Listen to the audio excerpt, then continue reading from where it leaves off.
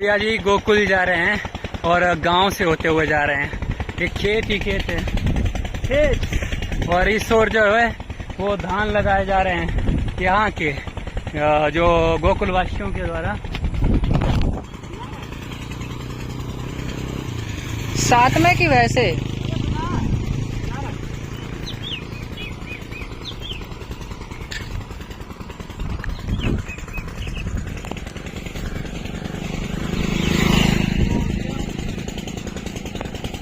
सब्जी बेच रहे तुम तो।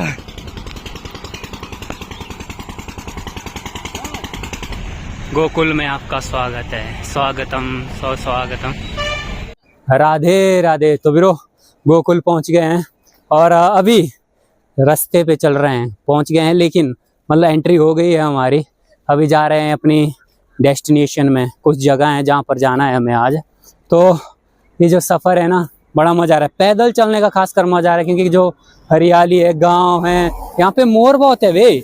गोकुल का तो आपको पता ही होगा, नहीं पता है थोड़ा सा हम बता देते हैं कि गोकुल ये वो जगह है जब भगवान श्री कृष्ण जी का जन्म हुआ था, जिस रात्रि को कृष्ण पक्ष में, तो उस रात को ही जो है वो वासुदेव जी ने उनको सिर पे उठा के सिर पे उठा के जो है पैदल चलते हुए यमुना जी को क्रॉस करके जो है उन्हें गोकुल लाया था। और फिर इस जगह का नाम जो गोकुल पड़ा। गोकुल क्यों पड़ा? क्योंकि जो जिनके यहाँ भगवान कृष्ण जी को छोड़ा गया था वो नंद बाबा थे। नंद बाबा के पास 9 लाख गाय हुआ करती थी उस टाइम। भगवान कृष्ण 9 लाख गाय जो है वो चराया करते थे भाई। तो उन गायों के आधार पर जो इस जगह का नाम गोकुल पड़ा था।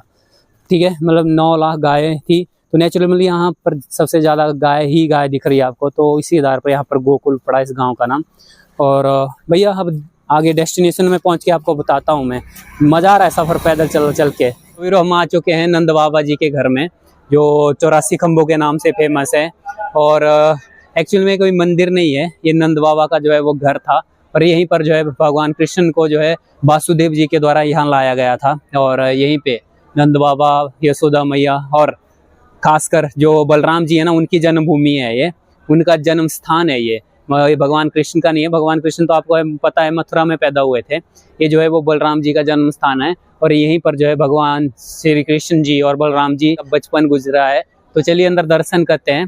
84 खंबे के नाम से भी फेमस है, नंद बाबा भवन से भी फेमस है। तो चलिए अंदर चलते हैं।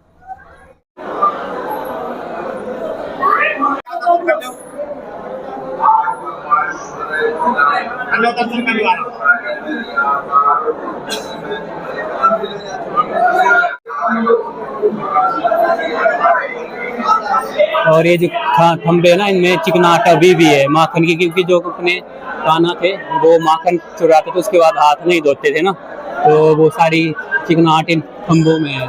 बिल्कुल मतलब जो पिलर है पूरे अलग अलग डिजाइन है सभी पिलरों का।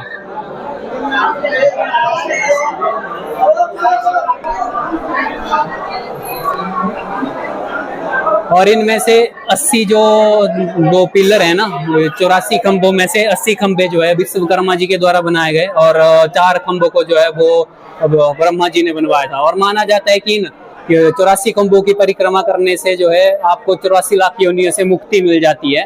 तो यहाँ की परिक्रमा करना बनता है। तो चलिए परिक्रमा करते हैं, थोड़ी देर बाद मिलता हूँ आपसे।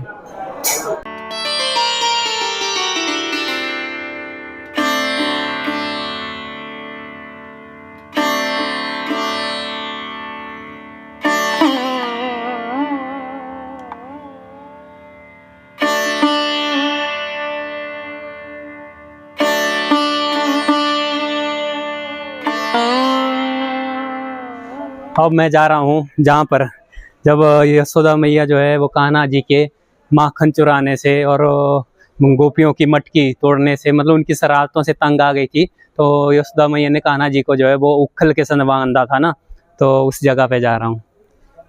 सामने मंदिर है,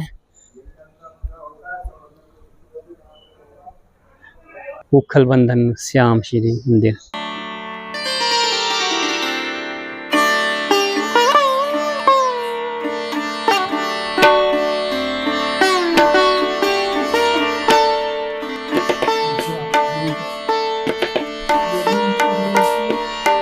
यही वो जगह है जहाँ पर बांधा गया था अपने कान्हा को, लेकिन फिर भी ना सुधरे।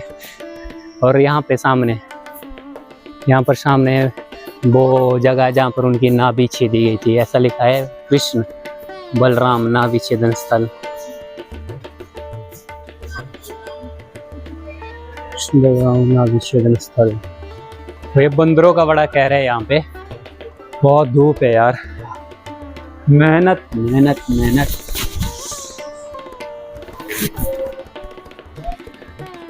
तो 84 खंबे के दर्शन करने के बाद अब जा रहे हैं ब्रह्मांड घाट। थोड़ा टाइम लगा, 1 किलोमीटर आगे है, तो चल रहे हैं भैया। गर्मी मतलब यहाँ पे गर्मी इतनी खतरनाक है, धूप भी नहीं है फिर भी गर्मी है भाई। थोड़ी ग्रीनरी की वजह, मौसम की वजह से। अपना साथी पीछे रहेगा आकाश। चल रहे हैं अभी झूलते झूलते।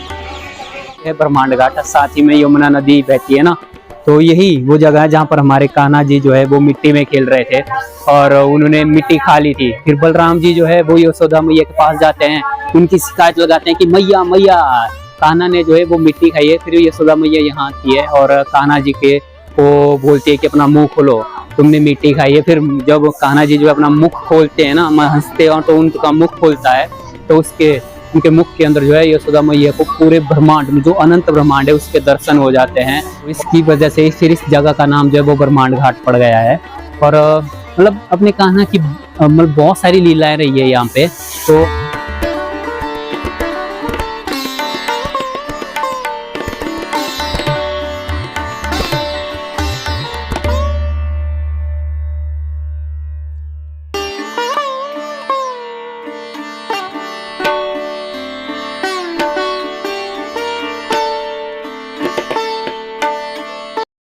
तो ब्रह्मांड घाट के दर्शन करने के बाद हमने कुछ कर दिया है चिंता हरण महादेव की ओर। अब चिंता हरण महादेव के मंदिर में जाके आपको बताते हैं आपसे कुछ।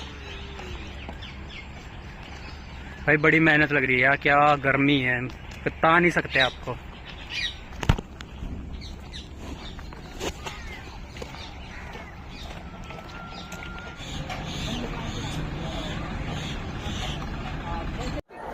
तो वीरो हम आ चुके हैं श्री चिंताहरण महादेव जी के मंदिर में, और यहाँ की कहानी जुड़ी है हमारे कान्हा जी से। होता क्या है कि ब्रह्मांड घाट में जहाँ से हम आ रहे हैं, वहीं पर जब कान्हा जी मिट्टी खाते हैं, तो जब यशोदा मैया जो है उनको डांटती है और उनको मुंह खोलने के लिए बोलती है, तो हमारे कान्हा जी जब मुंह खोलते हैं तो उन्हें जो है उसमें पूरे अनंत ब्रह्मांड का दर्शन होता है। तो अपनी यशोदा मैया को लगता है कि उनके कान्हा पर, उनके बच्चे पर जो है किसी ने जादू टोना कर दिया है, तो वो बहुत डर जाती है, जिसकी वजह से इसी जगह पर यशोदा मैया जो है वो भगवान शिव की पूजा करती है 3 दिनों तक। फिर उसके बाद जो भगवान शिव जी जो है यहाँ पर प्रकट होते हैं और हमारी यशोदा मैया की चिंताओं का हरण करते हैं। तो जो भी उनकी समस्या थी उनका हल निकालते हैं। तो यहीं पर फिर हमारे भगवान शिव जी जो विराजमान हो जाते हैं। तो इसीलिए जो है शंकर भगवान जी को यहाँ पर जो है चिंताहरण महादेव कहा जाता है। और जो शिवलिंग है ना यहाँ का, तो इसके ऊपर जो है 1,108 शिवलिंग उकेरे गए हैं, या 1,108 शिवलिंग हैं। तो इस शिवलिंग के ऊपर जो है पानी डालने से आपको 1,800 शिवलिंगों के ऊपर पानी डालने के बराबर जो है वो फल मिलता है। तो जाता है कि आपकी जो भी टेंशन हैं, जो भी चिंताएं हैं, वो महादेव जी यहाँ पर हर लेते हैं। तो यही है भैया यहाँ की कहानी। अब यहाँ से रुख करते हैं रमन रेती की तरफ। रमन रेती बहुत ही खूबसूरत जगह है, जहाँ पर लोग लेट कर जो है एक दूसरे के ऊपर मिट्टी फेंकते हैं। वो बातें वहाँ पे होंगी, चलिए चलते हैं वहाँ।